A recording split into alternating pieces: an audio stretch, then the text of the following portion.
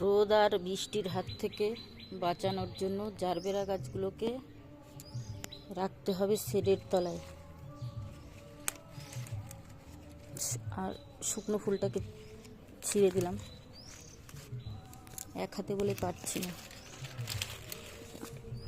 Gerbera গাছ বৃষ্টি একদম পছন্দ করে না। এগুলো হলো টিস্যু কালচারের জারবেরা, এর জন্য এদেরকে শেডের তলায় এখন রাখতে হবে। সেদিন যে বৃষ্টিটা হলো এতে কোনো ক্ষতি হয় নাই, বরঞ্চ ভালোই হয়েছে। একটা বৃষ্টিতে কিছু হয় না, কিন্তু এরপর যদি বৃষ্টিতে ভেজে তাহলে জারবেরা গাছগুলো মারা যাবে। এর জন্য বৃষ্টির হাত থেকে বাঁচানোর জন্য আর রোদের হাত থেকে বাঁচানোর জন্য শেডের তলায় নিয়ে রাখতে হবে। আমিও রাখবো শেডের তলায়, কিন্তু তার আগে আমি এদেরকে পটিং করব, তারপরে রেখে দেবো শেডের তলায়। আমি আজকে একটা ভিটামিন স্প্রে করছি।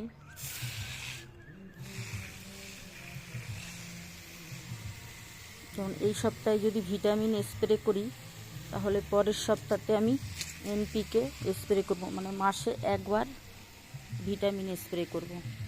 আর প্রত্যেক সপ্তাহেতেই এনপিকে স্প্রে করি।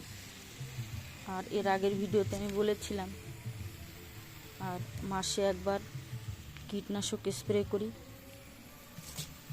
আর প্রত্যেক সপ্তাহে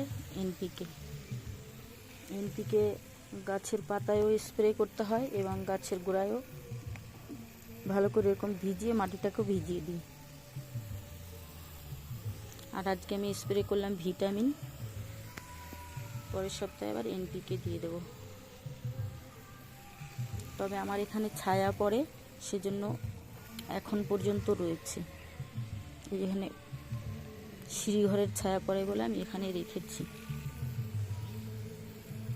পটিং করার পরে শেডের তলায় রেখে দেবো।